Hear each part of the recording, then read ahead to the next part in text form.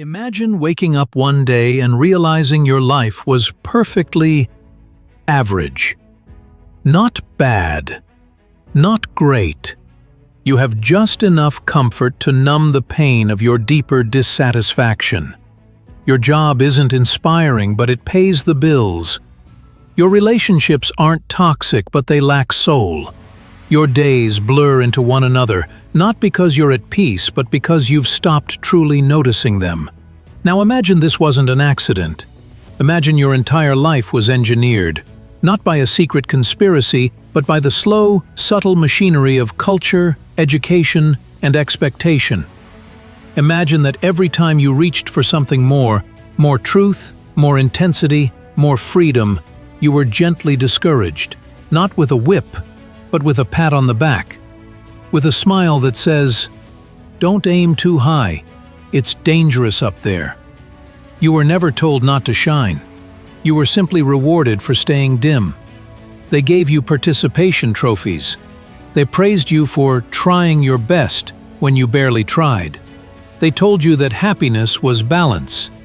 Not the sacred kind of balance that comes from inner alignment, but the dead kind, where nothing moves. And somewhere along the line, you began to believe that staying safe was the same as staying sane. But here's the paradox. If mediocrity is so dull, why is it so popular? If greatness is so admired, why is it so rarely pursued? And if freedom is our birthright, why do we willingly lock ourselves in invisible cages? Maybe it's not that society punishes brilliance, it just makes it incredibly inconvenient. Maybe it's not that excellence is forbidden, just forgotten, lost under endless noise, drowned in distractions, and quietly mocked by the cult of normal. Ask yourself, when did you last speak your rawest truth without softening it for approval? When did you last do something that scared the hell out of you, but lit a fire in your soul? When did you stop demanding more from life and start settling for less? There's a reason mediocrity thrives. It feels familiar.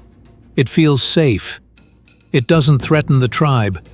And that's precisely why it's so dangerous. Because while you sleepwalk through a life that looks acceptable on paper, something ancient and wild inside you begins to rot.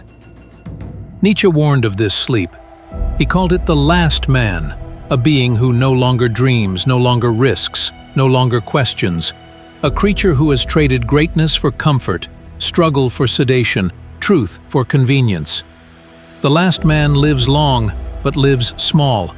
And here's the terrifying part. The last man doesn't even know he's caged. He's been told he's free.